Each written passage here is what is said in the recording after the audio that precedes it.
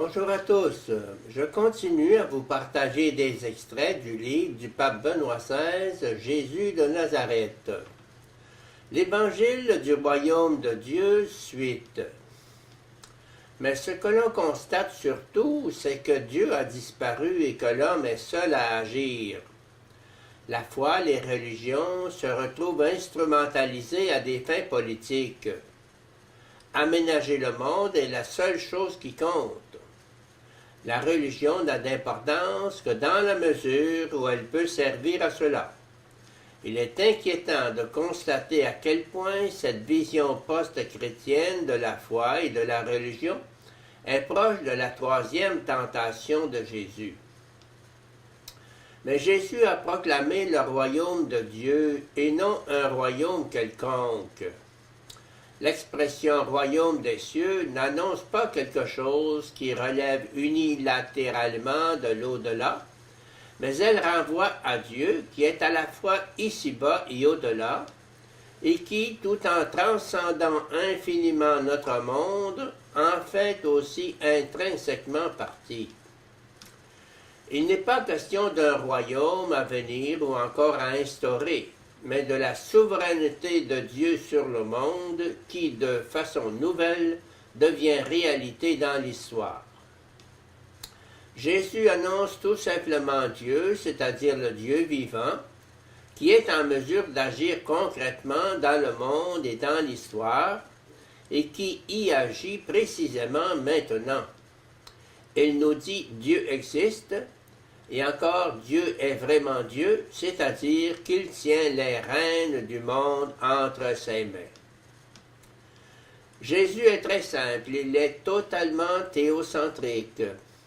L'aspect nouveau et spécifique de son message consiste à nous dire que Dieu agit maintenant, que l'heure est venue où Dieu se révèle dans l'histoire comme son Seigneur lui-même, comme le Dieu vivant. Il nous faut à présent tenter de définir plus précisément encore, à partir de son contexte historique, ce que recèle le message de Jésus sur le royaume.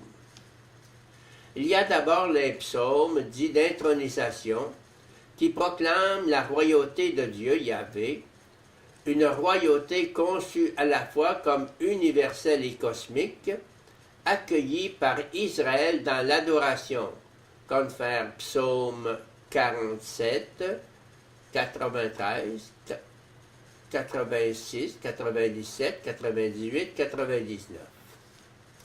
Le livre de Daniel nous annonce une espérance pour l'avenir où devient importante la figure du Fils de l'homme qui devra faire advenir la Seigneurie.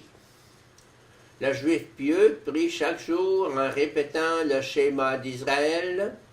Écoute Israël, le Seigneur notre Dieu est l'unique.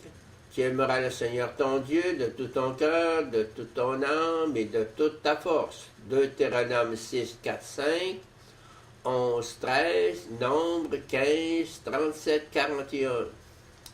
Celui qui prie accueille la souveraineté de Dieu dans un lieu précis du monde. Nous le voyons, la Seigneurie de Dieu, elle est tout à fait présente.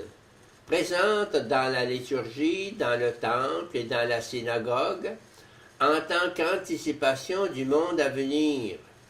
Présente en tant que force, donnant forme à la vie par la prière et par l'existence du croyant qui porte le joug de Dieu et qui participe ainsi par avance au monde à venir. On voit parfaitement ici que Jésus a été un véritable fils d'Israël, Jean 1, 47. Le règne de Dieu est tout proche, Marc 1, 15. Le règne de Dieu est survenu pour vous, Matthieu 12, 28. Le règne de Dieu est au milieu de vous, Luc 17, 21. Ce royaume dans l'histoire, il est comme un grain de moutarde, la plus petite de toutes les graines. Il est comme le levain, quantité infime à comparaison de la masse de la pâte, mais élément déterminant pour son avenir.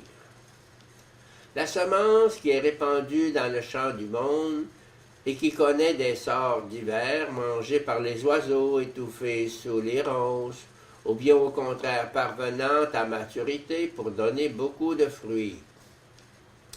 Une autre parabole raconte que la semence du royaume croît, mais qu'un ennemi sème par-dessus de l'ivraie qui croît en même temps. Et ce n'est qu'à la fin qu'on peut séparer les deux. Matthieu 13, 24, 30. Un aspect encore différent de cette mystérieuse réalité de la Seigneurie de Dieu se fait jour lorsque Jésus la compare à un trésor enfoui dans un champ. Celui qui le découvre l'enfouit à nouveau et vend tout ce qu'il a pour acheter le champ et pour entrer ainsi en possession du trésor capable de combler toutes ses attentes.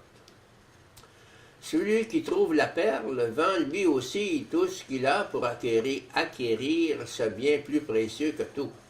Confère Matthieu 13, 44, 46. Comme les pharisiens demandaient à Jésus quand viendrait le règne de Dieu, il leur répondit: le règne de Dieu ne vient pas d'une manière visible pour un spectateur neutre. On ne dira pas: le voici, il est ici, ou bien il est là. En effet, voilà que le royaume de Dieu est au milieu de vous.